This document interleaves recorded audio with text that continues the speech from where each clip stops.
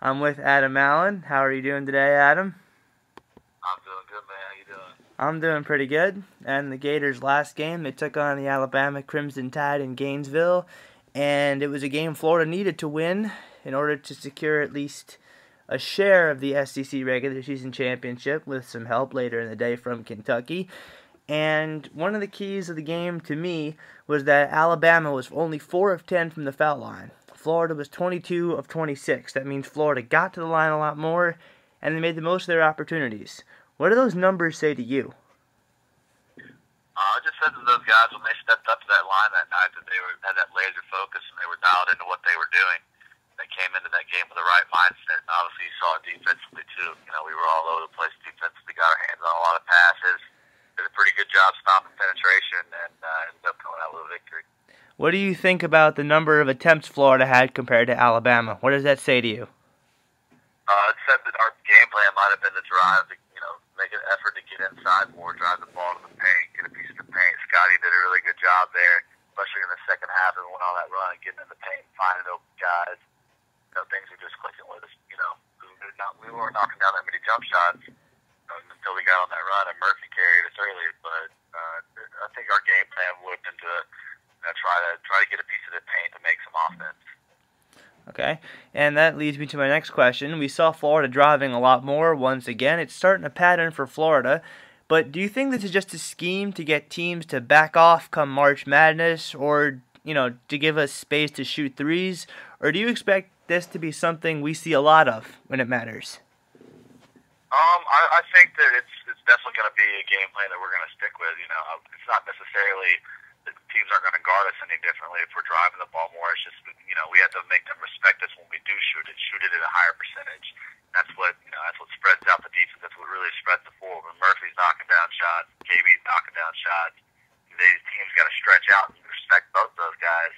It opens up driving lanes, and other things can happen away for Scotty to get the paint and create. I do think that's going to be a game plan going on here. Finally, we saw Florida win a close game, all right? And it was without their full roster strength. I'll touch on that more in a minute. But first of all, how comforting is it for you to see Florida finally win one of these tough, scrappy games? It's definitely very comforting. We definitely needed that game after losing to Mizzou, after losing to Arkansas, Tennessee. Those three games really, we needed that for our confidence. Yeah, and this was a game Florida trailed by as many as 8. And this is the kind of game Florida always loses. Arizona, Missouri, Tennessee. What does this say about the Gators' resiliency? It just showed us that, especially the last couple games we lost, we faced a bunch of adversity and didn't overcome it. And, going into this game against Alabama, we were down by 8 at one point, like you said, and we had our backs against the wall, and we really had to fight back and claw our way back into that game defensively. We saw the intensity go up, getting our hands on in the pass lanes, and got a couple easy buckets. And Scotty was doing a good job, throwing the ball out and getting some good looks. But it just shows that, whenever we have, facing adversity, that we have to be able to overcome it. In that game, you guys did. So. Okay. Florida did get Michael Frazier, Willie Get back. They didn't do a whole lot for us on the court, but do you think they provided a bit of a motivational or emotional edge? I do think it does provide something for your team. I think that, when guys go out there and you got a deeper bench, that you're going to be able to play as hard as you can while you're out there, and know that somebody else has your back coming to the game. It's going to be able to play just as hard as you. I think sometimes the players are playing with a shortened bench. They won't play as hard sometimes to kind of save their energy to use it throughout the whole game. So I do think that it gave us that advantage, as the guys were going out. That's why you saw the energy level. It seemed like it was up, even though didn't look like he was full strength out there. He wasn't moving like he usually does. You could tell he was kind of laboring with it. But I'm sure the next couple of weeks he'll come back and be able, to get better. So probably his mobility will definitely improve. Before we move on to the Vanderbilt preview, all right, there's been no secret about it. This was the game that 2 years ago you dribbled out the clock to secure the SEC championship for Florida. And yesterday, it took a little bit longer for it to happen. It took a Kentucky loss to Arkansas, but with that result, Florida clinched another SEC championship. What does this one mean to you? It's a lot different not being a part of the team anymore, but at the same time, I look at all of what these guys have done, and they were there when I was, I was a senior, and some of these kids were free. Scotty was a 17-year-old freshman getting dropped off to practice by his mom. These kids have come a long way, and they're playing basketball the way it should be played. And this coming from a Florida Gator, saying like that's what we want to see when we turn on the TV and we watch our team. We want to see them playing the brand of basketball that we know how to play, and that Coach Donovan has taught us how to play. How much does this championship remind you of that day nearly 2 years ago? It does remind me, although I'm on a different spectrum of it right now. But it does make me remember that day, and that gesture that Coach Donovan did for me. It was very nice. It's always a good memory I can go back to. All right.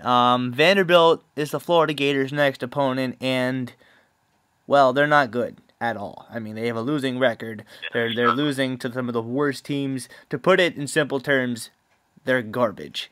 All right. This is the last game the Florida seniors are gonna play in Gainesville.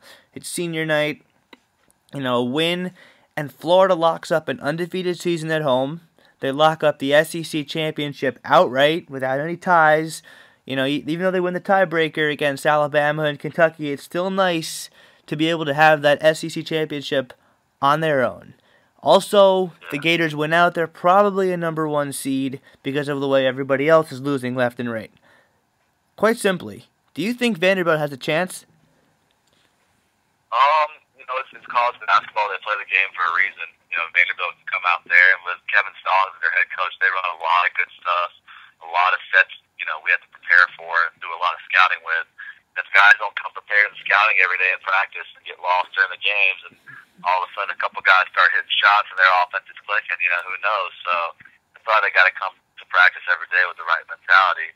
And if we handle our business, I don't think Vanderbilt should be much of a problem. So I'm not really too worried about us losing to Vanderbilt. All right, well, it is senior night for Florida, and among those seniors, who do you look for to shine? I would look for Kenny Boyd to shine because, he's had a rough couple shooting games. I know he's been in the gym late at night getting jumpers up, and it's really been bothering him. And it's something he's got to be able to shoot himself out for. I would love to see him go off for 20 and hit about 6 threes. But that's just me. I also think Casey's been playing really well lately. I look for him to keep playing like he's playing. And Mike Rowe to, step up and do what he knows how to do. So. Speaking of Kenny Boynton, as you just touched on, and he's had a couple of down shooting games, to say the least. His release is a little strange. He shoots it on the way down. That's not the way everyone's taught the shooter. You got to shoot it at the top of your jump. But do you think that it's ever going to be something that's going to be corrected, whether later this season or for the tournament, or if he gets a chance in the NBA, or do you think that this is going to be permanent for him? I think at this point in your life, if you're shooting the basketball like that, you're going to keep shooting it that way. He doesn't have he has a very unorthodox form, like you said, but he can get it going really quick. With his offhand, he does have that little thumb interaction and the ball through. It does come through a little weird, but if you've been shooting that shot your whole life, and it's become so natural to you, it's really hard to really change a big part of your shot and be effective doing it. So I think for him, he's got to do little small things with his shot to get it where it's more consistent. Okay. With the top-tier teams losing left and right, do you think Florida is indeed a #1 seed should they win out? And again, that's a big if, because the road trip to Kentucky, Vanderbilt's going to want to get the Gators, the SEC tournament's never easy, but if Florida does win out, are they #1 seed? I would say yes. If Florida wins out, they'll get #1. Just because I don't see anybody in that top 4 that, top 5 teams ranked ahead of us. They're gonna, they're gonna keep winning like that. There's somebody that's gonna lose every night in conference. You've been seeing it lately. College basketball's crazy. Somebody goes down all the time. So if we can win out somehow, it'd be good to see us get a 1 seed. Okay, and do you think it's gonna happen now?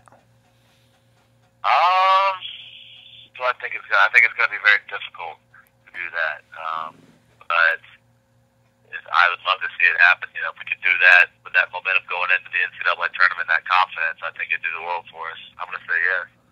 All right, now let's back up a little bit. Time for the Vanderbilt prediction. Score, and who's the best player? Score, I think we beat them by 15, 16. Let's go with 16. I think we beat them by 16. And I think Boynton goes off for 20. All right, so Kenny Boynton's the best player.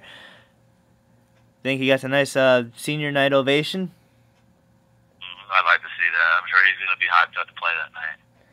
Okay, and I'm sure we're all going to be hyped up to watch it. Adam, thank you very much. We appreciate it. Yeah, not a problem, my man. All right.